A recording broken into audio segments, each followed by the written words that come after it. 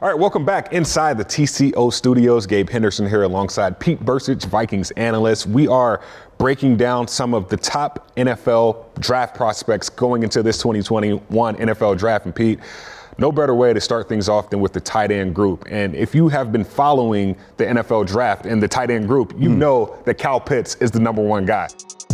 Kyle Pitts scores it. Pitts able to rip it out of the air for the score. Touchdown again, Pitts. And Pitts goes rolling. Why is Kyle Pitts such a phenomenal player? Well, I think he's a rarity when it comes to size and speed. He was just such a mismatch for the college safeties and corners, and he could run routes, and he had an unbelievable catch radius. You know, will that translate into the NFL with the NFL DBs and the NFL safeties? Well, you know, that's yet to be seen. But just his size and his speed, running routes like a wide receiver, catching the ball like a wide receiver. I think that's the appeal. If you need a receiving tight end, he's one of the best that's come by, and I think quite some times. 6'6", 250, ran a 4.4, won the John Mackey Award. I think he was like the first tight end that was ever nominated for the Biletnikoff Award, which is for receivers. So you made a great point. But moving along the list, we got Pat Freiermuth from Penn State. Throws it on the RPO to Freiermuth. Put his heat down. Oh! Freiermuth. Dream complete to the tight end. Freiermuth still on his feet. He only played 4 games this year, but he is a solid tight end. Yeah, he is. He's more of a tight end in your classic sense. And you watch the film on him, he'll be on the line of scrimmage quite a bit. He'll play a little H-back and do some of the submarine bootlegs like we see Irv Smith Jr. Do so well. And he great hands, good route runner, runs really well after the catch. So he's not going to leave everybody in the dust. But the first guy there is going to have a hard time, I think, bringing him down. So in the classic sense, you look at the true tight end and the ability to block, the ability to catch, the ability to work out of the backfield. I think Freiermuth, he checks all of those boxes. I think he's a really, really good football player. It's going to take time for these tight ends to develop. And when you have a guy that's multidimensional like he is, there's a big mental load. There's a big skill load, technique load that goes into playing in the NFL.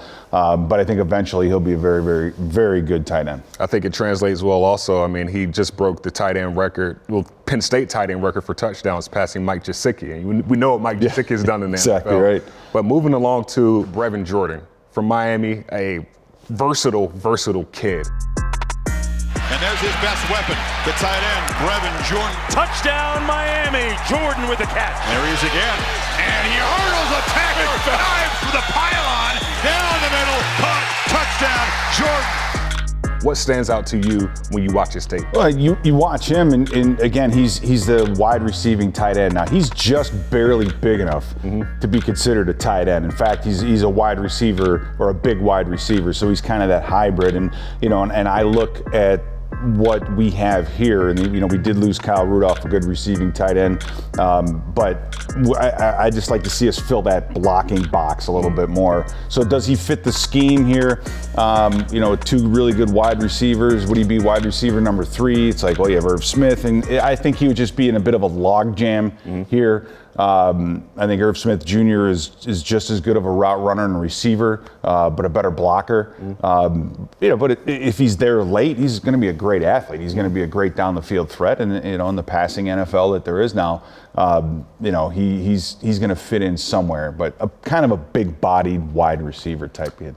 I got to follow up with you on that. You talk about having a blocking tight end. Do you think that's what the Vikings should, go after, since you do have a Irv Smith Jr. and a Tyler Conklin who flashed as of late, and they're great route runners? Yes, because and look at it this way, we did some highlights earlier on this year, and some highlights, and you can see them all on the VEN of the best of Dalvin Cook as far as runs and receptions. And in the running game, what was surprising to me is at the tight end position, you had Kyle Rudolph and Irv Smith Jr. out there most of the time.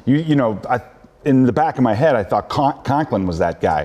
With the talent you have at running back with Dalvin Cook, if you can get, and again, Jim Kleinsasser is one of a kind, but a tight end, who can block like that, who can take care of a defensive end, and in this day and age where the bear front is all of a sudden back in vogue, and you have the 5-man defensive fronts, you have defensive end / linebacker on the outside, and you need a big hulking tight end. You see offenses put extra linemen in all the time. So to have that kind of an asset, and those are the guys that you can find in the 4th and 5th and 6th and 7th rounds. And I think if you add a physical presence like that, Cole Kmet in Chicago has made a lot of waves because of his ability to move the pile and help in the running game. I think you're really, really going to add some even more juice to one of our greatest assets, and that's Dalvin Cook. It's only right you talk about Cole Kmet being a former Notre Dame guy. So it transitions well to the next guy, Tommy Tremble. He backed up Cole Kmet basically throughout his entire career, and the experts are tabbing Tommy Tremble from Notre Dame as the best blocking tight end in the NFL draft. Tommy Tremble, you can't just look at the receptions for number 24. He does so much in the run game that most tight ends around the country don't. You're really high on this kid. Yeah, I like him a lot because of his attitude. He's 250 pounds, so he's not a huge guy. Will he be able to, block out the Khalil Macks of the world, right? That's going to be the big question. But no one who puts on that tape can question this kid's wantingness to hit, his finishing of plays, and I mean blocking safeties and blocking guys off the field, so that intensity is there. And when you see that on film, you love that as a coach because you know the kid's going to work his rear end off. You know the kid's going to give you everything he has. You just want to teach him some technique and teach him some other things, right? And you just assume he can get to that next level. So from an intangible standpoint, I haven't seen a tight end on film that loves to hit, loves contact, and is just as nasty as this kid is in the running game. Because tight ends get paid to catch touchdowns, right? Very true. Very true. That's how you get a big paycheck. You don't get paid to block. They know that. And I think that Tremble's going to come into this league, and a team that can utilize him at fullback, kind of a move guy, kind of like what we do with our tight ends with Irv Smith Jr. quite a bit. You're really going to get a great blocking back out of the backfield, and a guy who can catch and turn up and move the chains. He's going to do that. He's not going to light the world on fire as a wide receiver, but man, that physicality is just something else. For sure. And rounding out this list, Hunter Long from Boston College. The pass to the end zone is caught. Hunter Long calls in the BC score. And a wide open man is Hunter Long. Long to the goal line, and he's in for the Boston College touchdown. A really big guy. I know you've watched a lot of film on him. What stands out to you about him? He's very, very good catch radius. Now, again, he's not the kind of guy that's going to outrun someone to the end zone. But if you get the ball in those tightly contested type passes, he's going to come down with them. So he's a really good route runner. He also has a really big frame. So he has the ability, I think, to put on some weight, to be a 275-pound, 270-pound type tight end. I think he's well-rounded, kind of like the kid from Penn State. Not quite as athletic, not quite as flashy. He just kind of gets the job done. And, in this league, that accounts for quite a bit. But I think he'd be a great fit for this offense as well. For sure. Well, we still got Irv Smith Jr. and Tyler Conklin, and adding another guy only adds depth, which only makes this team better. Pete, I appreciate your time today.